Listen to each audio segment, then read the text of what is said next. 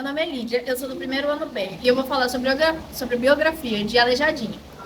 Antônio Francisco Lisboa, também conhecido como Aleijadinho, nasceu em 1738 na cidade de Ouro Preto, Minas Gerais, que também era conhecido como Vila Rica.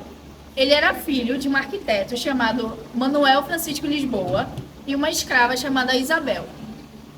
Durante toda a sua infância, ele teve muita influência do seu pai, Manuel. Além de seu pai, ele teve influência do seu tio e também de dois grandes artistas, João Gomes Pombal e Francisco Xavier Brito. Mentores, e como foram grandes artistas, tiveram uma grande influência em suas obras e no seu modo de esculpir. No século XVII, a época que ele viveu, houveram grandes investimentos de ouro em obras religiosas que eram esculpidas em tetos de igrejas.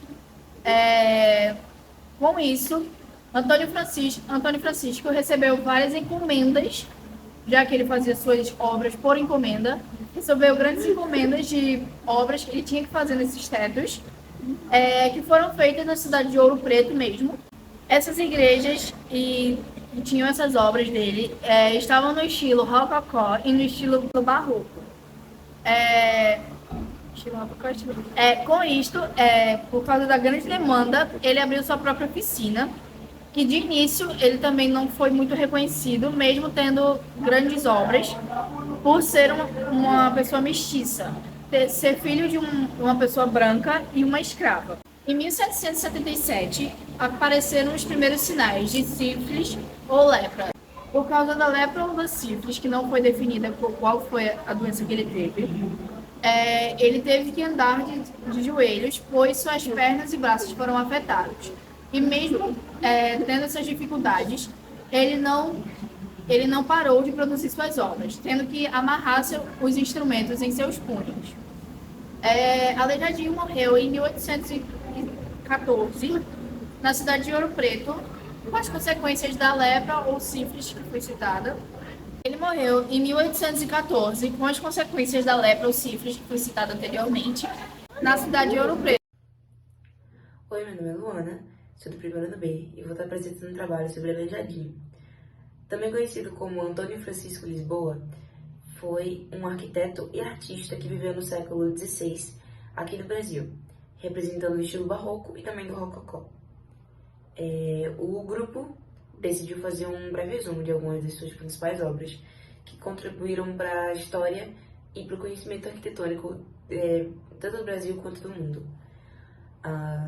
Primeiramente, eu gostaria de falar sobre a Igreja de São João Batista. A Igreja de São João Batista teve o início de sua construção em 1764.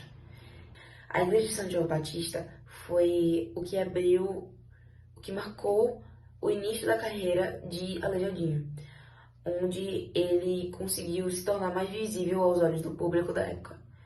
É possível notar a grande quantidade de detalhes e as grandes habilidades de Aleijadinho, como um artista e como um arquiteto também. Tendo construído sua planta do zero, ele acompanhou a obra desde o início e também desde o início da sua produção e ideia como igreja, como prédio. Falando da parte arquitetônica, o prédio ele é muito bem estruturado, principalmente para uma obra daquela época. Dentro da igreja de São João Batista, no caso, na parte de fora, nas torres, é possível ver um estilo próprio que Antônio criou para si mesmo, que foram as torres diagonais, em relação ao prédio principal da igreja, que é algo que é notável em muitas obras que ele fez, mas principalmente nessa de São João Batista, a igreja de São João Batista. Segundamente, também queria falar sobre a igreja de São Francisco de Assis, que foi também projetada pelo artista e que ela também teve um grande marco histórico para ela. A igreja em si reflete muito das características de Aleijadinho como artista, tendo a sua originalidade em relação à obra, à arquitetura do prédio em si, e também só atento aos detalhes, sua originalidade e sua leveza em relação aos detalhes e aos retoques dos adornos, da pintura, das cores ou até mesmo dos materiais na própria igreja. Como detalhe e principal parte da igreja, que foi algo que Aleijadinho contribuiu muito de maneira pessoal a isso. Foram o frontispício, que é a fachada principal, e a Capela Mor. Foram grandemente, por grande parte, entalhadas e feitas, moldadas por Aleijadinho. Então, muitas das suas imagens de santos, anjos, foram feitas, entalhadas por ele, apresentando também muitos detalhes do barroco, do rococó e também de algumas das suas próprias características que ele mesmo colocava, algumas levezas aos detalhes. Por último, gostaria de mencionar também as estátuas da Via Sacra na Capela de Bom Jesus do Matozinho, em Congonhas. Sendo a capela um símbolo do barroco do século XVI aqui do Brasil, ela possui 66 estátuas ornamentando suas capelas e tendo em si também a infame estátua de Jesus sangrando ao carregar a cruz, que foi entalhada em madeira pelo próprio Aleijadinho.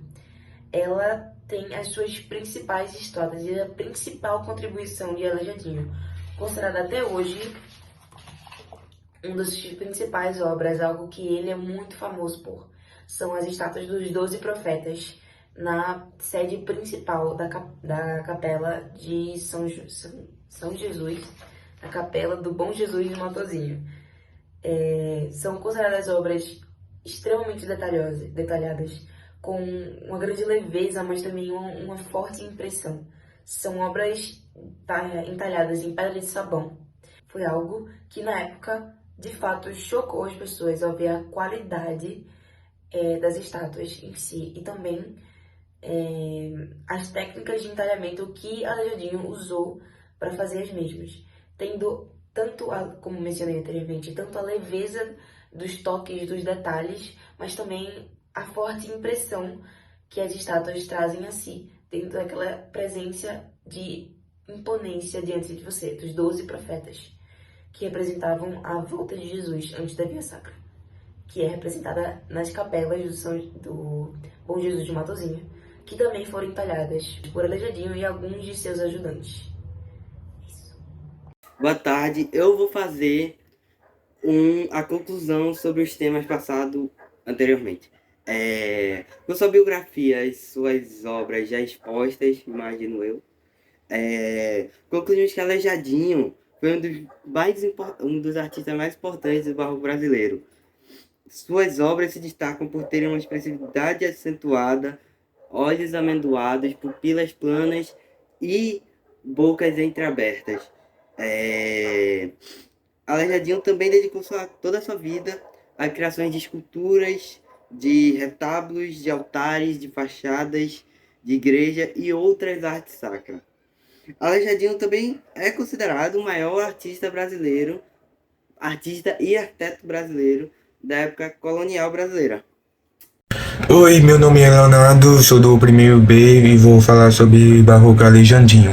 Em um período dele, Barroco Aleijadinho, que estava num colonial, que 12 profetas no âmbito do Santuário do Bom Jesus de Matozinhos, em Congonhas.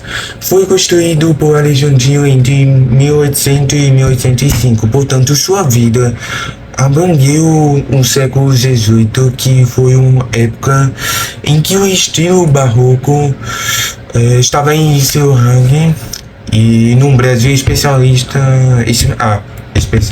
no Minas Gerais, onde Aleijadinho realizou muitas de suas obras arquitetônicas e esculturas famosas. Suas obras são consideradas importantes representações do barroco brasileiro. São conhecidas por suas maestria artísticas e expressões religiosas.